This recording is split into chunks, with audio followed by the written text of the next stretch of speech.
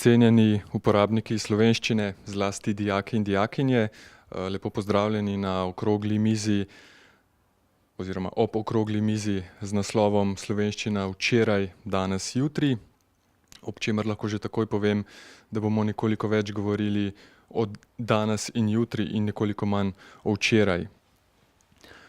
Slovenščino lahko dojemamo kot eno od orodij sporazumevanja. V njej govorimo, pišemo, razmišljamo in ustvarjamo. Ampak če ne bi imeli slovenščine, bi morali uporabljati neko drugo orodje.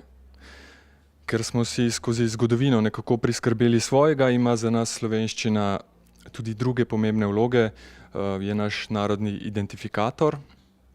Stoletja je bila tako slovenščina eden redkih skupnih imenovalcev ljudi, ki so potem prav na podlagi jezika v nekem trenutku ali pa v več trenutkih prepoznali sami sebe kot Slovenci. Zato je seveda slovenščina še kako pomembna in aktualna tema vedno, tudi zdaj. Morda še posebej zdaj, ker je v času vseh mogočih spletnih omrežij z njo nekako tako kot z nogometom, ne. Nešteto selektorjev ima, o njej imamo mnenje vsi, od jezikoslovcev do ustvarjalcev, pa do zadnjega uporabnika, ki morda v slovenščini razen tega, da napiše kak listek za v trgovino, ne piše že zadnjih, 50 let. Mislim, da je čas, da predstavim goste, ki bodo sodelovali na današnji okrogli mizi in razpravljali o našem orodju in orožju, torej o maternem jeziku. To so doktor Klemen Lah, profesor na Waldorfski osnovni in srednji šoli v Ljubljani, ter soavtor beril za pouk književnosti v srednjih šolah, tudi pisatelj, publicist in še marsikaj drugega. Potem docentka doktorica Helena Dobrovoljc, jezikoslovka, višja znanstvena sodelavka na Inštitutu za slovenski jezik Frana Ramovša pri ZRC SAZU, tudi vodja strokovne oziroma delovne skupine za pripravo novega pravopisnega priročnika.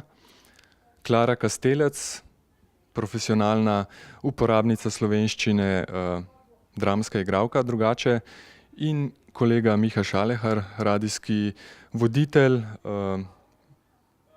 publicist in lahko dodam še kreativni uporabnik jezika.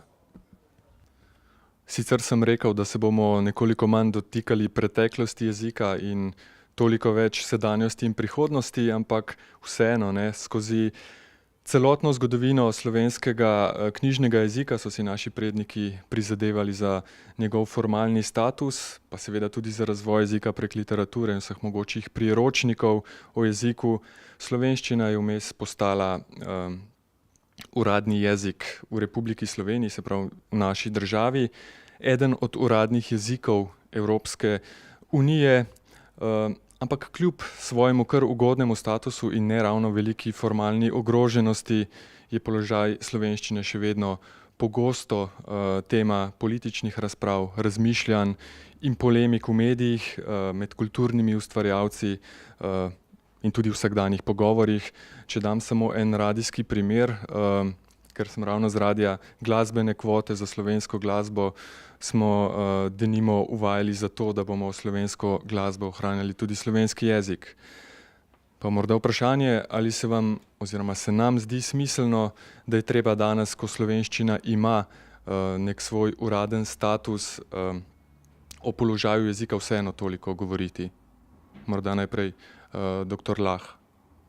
Moje razmišljanje o tem, koliko se je treba pogovarjati, je popolnoma osvetljeno s pedagoškega zornega kota. Če v razredu povem, se bomo pogovarjali o jeziku, je seveda veliko vprašanje, a jih ta tema zanima. Namreč v njihovem razvojnem obdobju je veliko drugih tem, ki jih veliko bolj zanimajo. Tako da prvo moram kot pedagog vedno osmisliti tisto, kaj jih v resnici zanima. In pri jeziku je pravzaprav tako, da ni v ospredju njihovega zanimanja v teh letih, v katerih so. Lahko pa odpremo seveda zanimiva vprašanja, ki se jih potem dotaknejo. Ponavadi imam eno primerjavo z avtomehanično delavnico, ker povem, ko boste veliki in boste imeli svoj avto in ga boste peljali k avtomehaniku, ali si želite, da ima dve orodji, kakšen izvijač, šaufanci, ponovadi govorimo, smo bolj pestri, pa eno kladivo, ali si želite, da ima dobro opremljeno delavnico. In če se zdaj predstavljate, da ste ta avtomehanik vi sami, ali si želite za razumevanje svoje notranjosti imeti 2, 3, 4 besede, ki se vse skozi ponavljajo, ali želite imeti na tisoče besed, s katerimi lahko osvetlite to, kar se v vas znotraj dogaja. To je nekje s tem, tukaj začnemo. Glede samega govorjenja v jeziku sem pa ponovadi kar zadržan, če dalje bolj ga primerjam pri sebi ne toliko s kulturnim pojavom, kot z naravnim pojavom, in sicer vodo. Opažam namreč, bolj kot vodo reguliramo, slabše je. Ponovadi bolj kot ustavljamo njen tok, bolj stoji, in poznamo slovenski pregovor, ne, stoječa voda se usmraja. Ni fino. Saj moramo pustiti ta živi pretok. In še en kontraučinek se ponovadi pojavi. Če otroci zaslutijo, da je jezik zelo reguliran, govorim predvsem o knjižnem jeziku, potem se od njega odmikajo. Oni namreč to, kar želijo, je novo ustvarjanje, novo kreiranje svojega jezika, in če bodo videli, da smo mi že vse postavili, vse kažepote, vse ograje, potem se bodo tega avtomatično odmaknili. Jezik se pa vse skozi seveda spreminja, tako kot reka spreminja svoj tok. In zadnje čase recimo me je presenetilo, da je prišla generacija, s katero je težavo delati recimo pisatelje 19. stoletja. Ne upam si več, da 10. brata za domače branje, ker se je tok reke, jezika toliko spremenil, da jim dejansko dajem branje v tujem jeziku. Tega ponovadi ne ocenjujemo zdaj kot dobro ali slabo spremembo, preprosto je. In beremo te tekste pri pouku, zato da si preprosto delamo slovarčke neznanih besed, ki zdaj niso več 3-4 besede, ne, ranki, pa davi in podobno, ampak gre za celo popisano stran besed. Tako da pri tej pogovarjanju sem zelo vesel, če je namen ozaveščanje, če je pa namen nadaljna regulacija, pa sem bolj zadržan. Govorim pa zdaj v knjižnem jeziku. Še posebej zato, ker preprosto grejo stvari pogosto čisto svojo pot, ne glede na pravila. Gospa doktorica Helena Dobrovoljc. Ja, uradni jezik, slovenščina kot uradni jezik, to je samo en položaj, ki je družbeno opazen in ki ga proučujemo. Je pa ogromno položajev, ki pa niso tako ozaveščeni, naprimer slovenščina v elektronski dobi, ne, to je nek problem, ki ga pravzaprav še nismo dovolj ozavestili. Verjetno se otroci, dijaki, če poznate njihove interesne dejavnosti, precej bolj posvetujejo svojimi elektronskimi napravami danes, kot pa slovarji in priročniki, in bi bilo prav, da tudi temu jeziku namenimo precej pozornosti, ker se pogovarjajo pač s temi napravami kar v angleščini. Potem drug problem položaja jezika je zagotovo jezik v znanosti. Nekateri vidni slovenski znanstveniki, ki so predvsem s področja naravoslovja, kemije, tehničnih ved, sami priznavajo, da v slovenščini nimajo časa pisati, da jih ta način vrednotenja, pa tudi njihova konkurenčnost v svetu sili, da objavljajo samo v angleškem jeziku in to, oziroma v drugih jezikih, in to že več let. Tretji problem, ki ga vidim, problem statusa, je problem ekonomskih interesov, ne, ki torej ali res nas ogroža toliko angleških napisov. Ne, samo je pa prav, da so tudi slovenski, ne, javni napisi in pa ponudbe. Če se sprehajate po nakupovalnih centrih v Novi Gorici, so napisi v italijanščini, ne, torej to je pa ta ekonomski interes. Včasih celo namesto slovenskih, pa vemo, da Nova Gorica ni dvojezično področje. No in še ta četrti statusni položaj je slovenščina v zamejstvu. Tukaj pa je seveda v ospredju Koroška, pa seveda Kanalska dolina. Tako da tukaj bi se verjetno morali še precej več pogovarjati. Klara Kastelec. Ja, jaz bi rekla, da ja, da neke stvari, ki so ali pa so ti pomembne, da je v njih treba veliko govoriti, jih raziskovati, se z njimi ukvarjati, kopati, ne vem, za znanjem, čemarkoli. Nekako negovati to, ker se mi zdi, da nič zares ne pride samo od sebe. Ali pa zelo redko kdaj se mi zdi, da nam je kaj podarjeno. Pa še to, kar nam je, bi rekla, da je v bistvu kot neko plačilo za naš trud, ki smo ga vložili, ne. In Podoben se mi zdi, da je tudi slovenščina. Ne? Če bomo negovali, razvijali, nekako zalivali, bo neki na dolgi rok zrastel. Ne? V bistvu, po mojem je najslabše, če nekaj pustimo na polici, ker se zapraši in bo zgubil okus in vonj in sčasoma tudi neko pomembnost. In za konec to isto vprašanje še kolega Miha Šalehar. Meni se tudi zdi smiselno, da pač govorimo o slovenščini. Seveda je vprašanje, o kakšni slovenščini. Jaz bi mogoče stvar pogledal z drugega zornega kota popularne kulture, tehnologije, ki jo omogoča, aplikacij, ki nas z njo nagovarjajo, ne, te komunicirajo z nami po eni strani z neko angleščino pretežno, ne pa mogoče nemščino, pa še italijanščino, odkudar se kakšne nove fraze ali pa predelave prikradejo v naš jezik. Ne. Po drugi strani pa popularna kultura, ne, treba je na tej točki slediti denarju, ne, ta, ki, bom rekel, na nek način tudi uokvirja neko novo slovenščino ulice ali pa mladine, ne, govori z nami v neki izrazito slabi slovenščini, ne, da bom totalno radikalen, bom rekel, da te prebivalci resničnostnih šovov pravzaprav komunicirajo samo še z medmeti, jejo in parijo se, ne, tako da tukaj niti ne moramo več govoriti o kakšni uporabi rodilnika, o zanikanem stavku, o dvojini, ne, to je že višja matematika, ne, in strinjam se z doktorjem Lahom, da na eni strani mladina išče stran poti, neke invencije, inovacije in tako naprej, kar je pravzaprav super, ne, ampak v veliki meri pa ta mladinski besednjak in način izražanja oplajajo heroji popularne kulture, ne, ki so pa, če pogledamo to najbolj množično v Sloveniji, ki je jasno, tako kot povsod korporativno dirigirana, pač v glavnem eni navadni primitivci. Tako da zdaj, kako pa narediti neko slovenščino, ki je bolj kompleksna, ki ponuja več nekih izraznih plasti, cool, je pa drugo vprašanje. No, verjetno bi bilo treba v to investirati.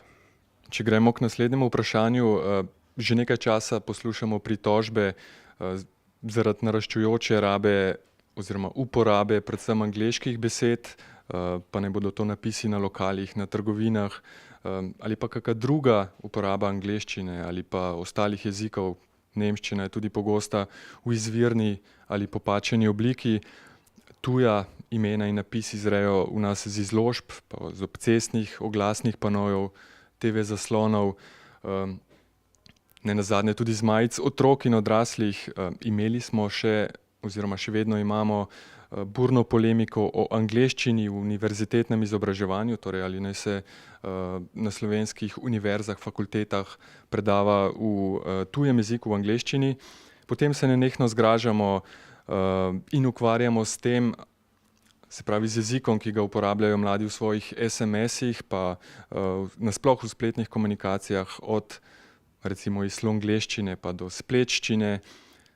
Ali slovenščini zaradi sprememb vpliva tujih jezikov in novih tehnologij grozi počasno izumrtje ali se morda samo, pa če uporabim kar angleški izraz, updata? Jaz ne bi rekel, da slovenščini, da bo slovenščina izumrla, ne? Se bo pa zagotovo spremenila, ne? Ker tudi uporaba tujih besed, ne, ki jih v slovenščino mešamo zaradi svetovnega spleta, telefonskih aplikacij in popularne kulture, pravzaprav se mi zdi, da jih mularija več ne uporablja na nek inventiven način, tako kot je bilo to v 90-ih, ko so moji frendi borderji z Murgel rekli na krvavcu, fuck, kje so moji sunglasses, maybe sem jih deloze, perhaps jih je pa my brother genomen. Ne? Zato moraš biti že malo glavca, ne, da pogruntaš. Se mi zdi, da ta korporativščina bo predvsem zožala nabor enih slovenskih besed, ki jih bodo počasi zamenjali neki globalni, rečemo temu angleški pojmi. Ne? Tudi če pogledamo te SMS aplikacije, gremo tako rekoč nazaj v Altamiro, ne? Ti hočeš frendu napisati, stari, a greva na burger in ti pod burger ponudi nek, a se reče temu piktogram, emoji, ne? Ker ti ga kar nariše. Ne? To se mi zdi... Ja, pol pa klinopis pa naprej. Ne? Meni se zdi, da mogoče ob takih debatah velikokrat zgubljamo bistvo samo. Da se preveč dostikrat postavljamo zviška v smislu tuji jeziki so preveč prisotni, levo, desno, ker je dejstvo, da so in bodo vedno bolj prisotni v našem vsakdanu, a ne, da utripajo na vsakem koraku in se zaletavajo v nas. Bolj pomembno bi se mi bilo vprašati, kaj v bistvu meni slovenščina pomeni, ne? A je pomemben del mene samega, a je recimo to del moje identitete, a me oblikuje. In če je nekako odgovor pritrdilen, potem se bomo trudili za to, po mojem, in vlagali, negovali jezika, ne. Mogoče pa včasih bi pa morali biti, po mojem, bolj kritični, a ne, glede tujih jezikov in jim postaviti neke meje. Pa predvsem mogoče ta vidik tudi, recimo, jezik kot igra. Da če ti vzameš jezik kot neko zabavo in kot neko, ne vem, recimo platno tvoje domišljije, lahko ugotoviš, da je neko brskanje potem in iskanje nekih besed in svojega osebnega izraza veliko bolj lahko zanimivo in ustvarjalno kot neko dobesedno kopiranje tujega ali pa prevzemanje.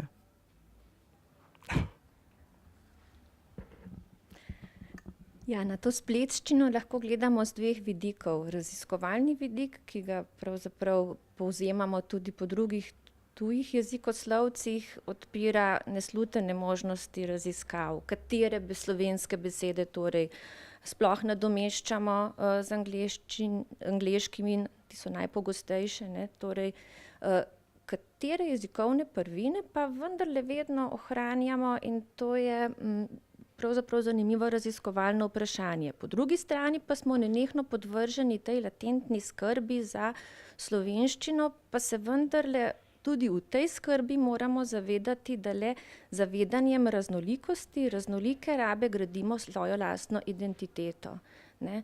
Čeprav je jezik vedno veljal za lepilo, ne, identitete našega naroda, je, mislim, danes jezikov več, precej več, kot jih je bilo pred 20 leti, in da je tudi ta spletščina, ne, ki ni ne govor in ne zapis, torej nekaj vmesnega, to je zdaj že vsem jasno, tudi neka nova jezikovna tvorba.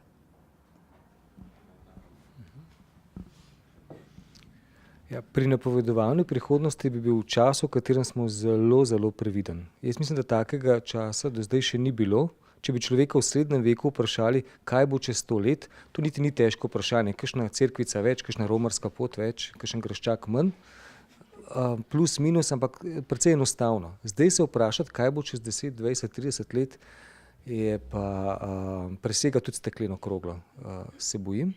Jaz sem glede slovenščine sicer optimističen, ker opažam, da nekateri pojavi, če jih pustimo pri miru, se vrnejo celo na bolje. Jaz se spomnim, kako je naša generacija, vse je bilo šur. Ne, šurda, pa valjda. In takrat mislim, da če bi začeli z močno regulacijo, ostrimi ukrepi in sankcijami in ne vem čim, ne vem kam bi prišli, zdaj se je pa v miru zgodilo, da govorimo itak, eno lepo kleno slovensko besedo, ki je nadomestila obe, ostali 200 pa izumrli. Bolj moramo reševati te dve besedi, če že želimo, ne. Mislim, da šur je odšel. Tako da verjamem, da bo na koncu vse prišlo na pravo mesto.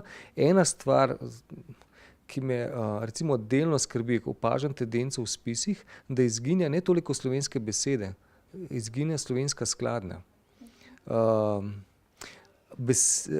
Knjige v angleščini, ki so res atraktivne, jaz pravim, zdaj ta generacija je vampir generacija, a ne, to vse vampirsko literaturo je prebrala v angleščini od A do Ž, pa škoda, ker se konča pri Ž naša abeceda, ker mislim, da je še nekaj črt dodatno.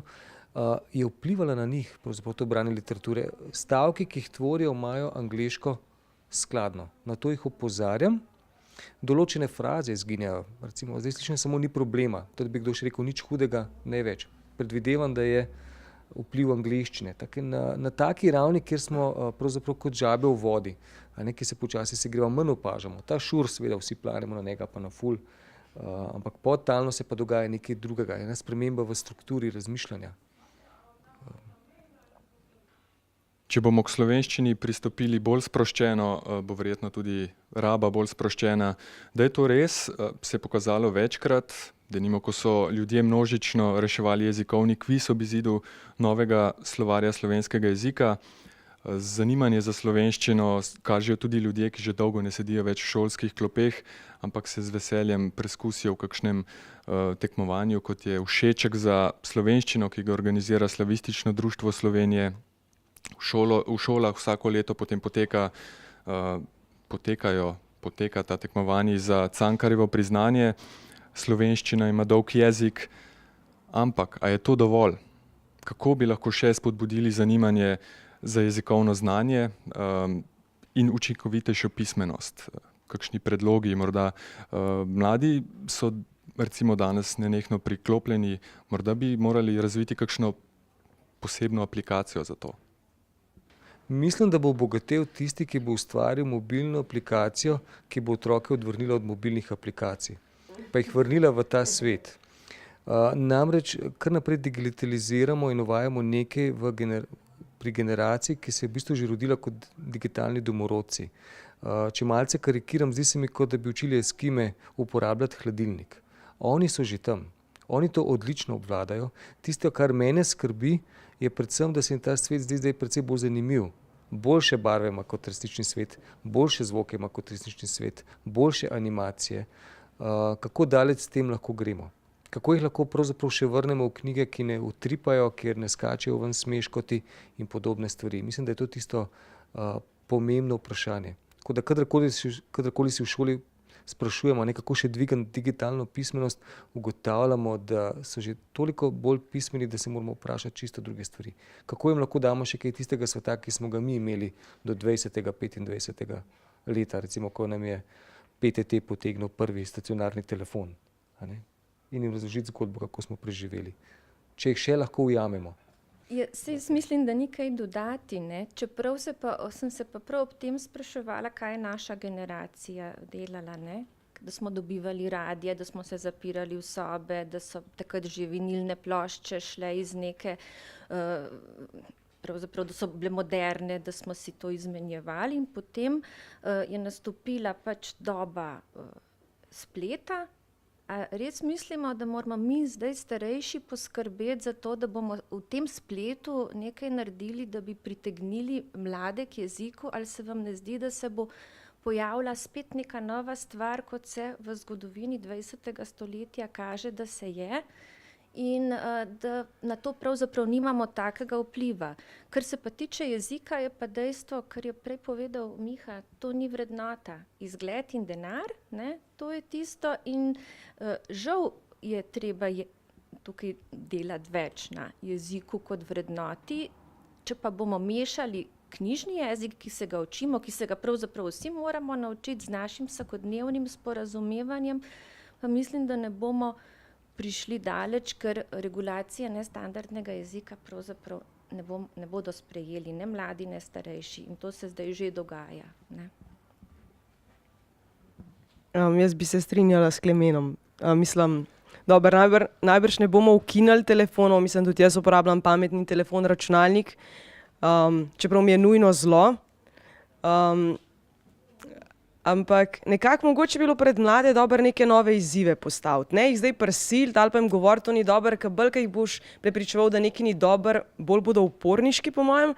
Ampak ne vem, jaz se spomnim sebe v gimnaziji, recimo s prijateljicami smo uvedli neke stave in potem za kazen oziroma tisti, ki je izgubil stavo, je moral poslati drugemu pismo. Ali pa je moral prek pošte mu poslati darilo in so prihajali ti rumeni paketki. Ne vem, še zdaj mi je veliko bolj zabavno napisati pismo na roke, čeprav to redko naredim, ker je pač treba več sebe noter dati, enega časa si vzeti, iti na pošto, veliko lažje stisniti tisti message, po možnosti s čim manj črkami.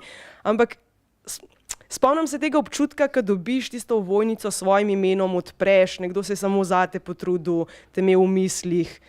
Ne vem, bolj je nek oseben pečat zraven. Ali pa recimo napisati pesem. Saj danes mladi še vedno pišejo pesmi, ampak ne vem, jo napisati s papirjem in svinčnikom recimo. Ali pa ne vem, dobro, jaz jih napišem tudi na telefon, ampak ne vem, si jih potem vsem prepišem v zvezek. Ne vem. Nekako upozoriti mogoče, da so še druge možnosti, ne da jih prepovemo, ampak pokazati neke različne poti, potem pa se pač vsak sam odloča, ne. Aplikacija. se mi zdi, da niti Mladinska knjiga, niti Ministrstvo za šolstvo oziroma pristojno nima toliko denarja. Ne? Če govorimo zdaj o korporacijah, ki nas prek teh aplikacij vabijo v svoje barvite in pisane digitalne svetove, kjer nam pravzaprav dopovedujejo, da nismo popolni, ne? Da moramo imeti njihov produkt, da bomo sprejeti, ljubljeni in popolni in da to posledično tudi skozi vrednote vpliva na naš odnos do jezika, ne? Je fora samo dobiti nekoga, ki bo namesto ulaž, da boš s pitjem določenega piva postal James Bond, kar je naredila naša pivovarna. 50 milijonov evrov so vložili v to reklamo, samo 18 je dobil Daniel Craig. Ko bomo toliko denarja vložili v resnico, ne, bo mogoče tudi kdo odložil mobilen telefon in bo rekel, jebem ti, kak lep majski dan je zunaj. Ne. Ja, pa končajmo naš pogovor s pogledom v prihodnost. Legendarna učiteljica slovenščine, knjižničarka, pisateljica in pesnica Berta Golob je nekoč rekla: če zanemariš svoj jezik, si zanemaril vse. Sebe, zgodovino, današnji čas, pokvaril in stran si vrgel s tem tudi jutrišnji čas. Kakšen bo torej, glede na današnje razmere, slovenski jezik jutri? Si kdo upa napovedati? Pa morda spet najprej dr. Lah, ki se prej že navezoval na Primoža Trubarja in kako bi si on predstavljal današnjo slovenščino pred pol tisočletja. Kako si jaz želim to vprašanje za jutri, ki bi ga jaz postavil, ga ne bi postavil mladi generaciji, ampak nam. A znamo jezik še uporabljati tako živo, da ga bodo naši nasledniki začutili kot eno odlično vrednost, ki jo je vredno negovati naprej. Nekajkrat se nam je že, mislim, da zgodilo kot generaciji, da nismo mi verjeli v naš jezik. Jaz recimo, ko sem taka generacija, ki je začela z rapom, predstavljali smo si, da slovenščina pa ni za rap. Morajo priti ali en. In potem se je videlo, da je slovenščina lahko čudovita, če znaš. Predstavljam si, da v 19. stoletju pač niso verjeli, da je slovenščina lahko pesniški jezik, dokler ni prišel France ali nekaj takega ustvaril. Pred nami so te izzivi, ne regulirati slovenščine s pravili, ampak skušamo dati eno živo moč, preko katere bodo pač naši otroci začutili, da to je en krasen jezik. Jaz upam, da se ne bomo znašli potem v položaju, kot se recimo kelščina, ne, kjer potem velja krasno, če jo znaš, ampak to velja za en ozek krog ljudi, ki jo še uživlja. Dajmo to poskušati prepričati, ampak to bomo najbolj živo rabo slovenščine, dajmo jo spustiti iz teh kanalov ven, ne zažubori. Mislim, da bomo mladi potem ustvarjali iz tega nekaj, kar bo krasno. Je pa res, da se bo razvilo nekaj najbolj popolnoma drugačnega, kot jo poznamo danes. Ja, vprašanje o prihodnosti slovenščine je kar težko.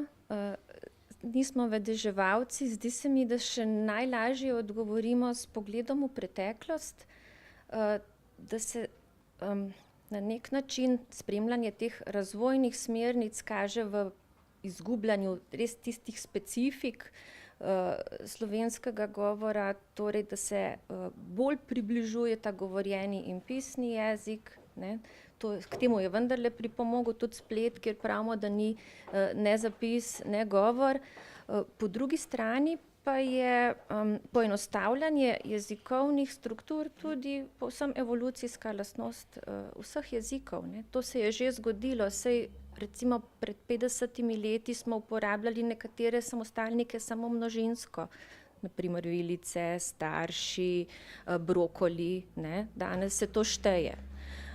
Tako da te stvari se dogajajo že dlje časa, se mi pa zdi, da je pa ta kultivacija jezika precej bolj prepuščena ljudem samim, torej osebni zavesti, kot pa nekim ustanovam. Tako da na tej ravni pa bi pričakovali več angažmaja države.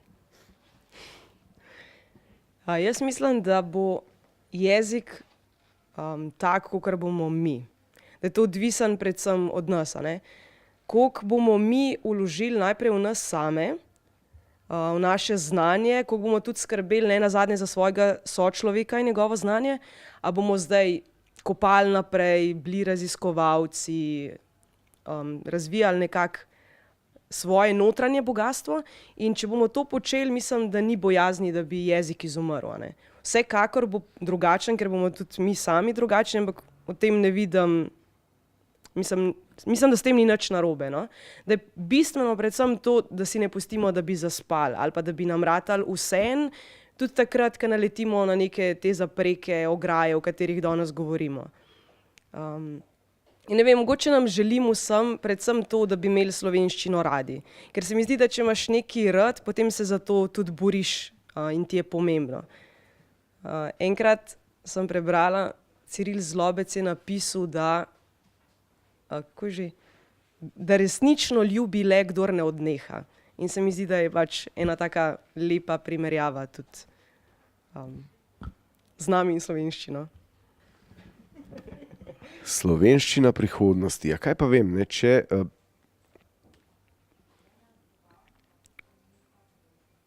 meni se zdi, da ima slovenščina lahko eno čudovito prihodnost, če bomo kot družba začela rasti tudi v krošnjo, ne, da ne bomo zgolj ukorenjeni v tem materialnem, ker če se bo to zgodilo, ne, če si bomo pač pustili oprati glave do konca, potem bo to ena s korporativščino predelana lokalna posebnost, ki ima pač dvojino pa en kup sklonov. Ne.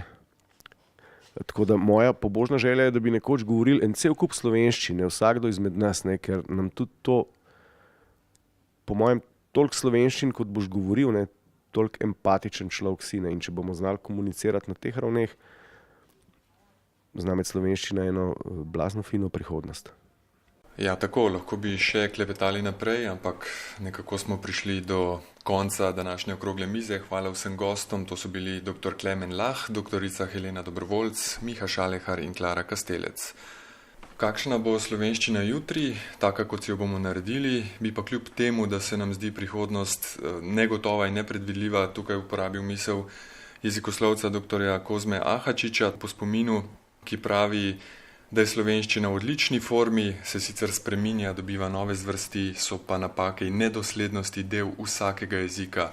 Z dodatkom tudi Primož Trubar, oče našega knjižnega jezika, je bojda imel velike težave z dvojino. Hvala še enkrat za vaš čas, velja tako za goste, kot tudi za vse, ki ste sodelovali zgolj z ušesi in očesi. Hvala.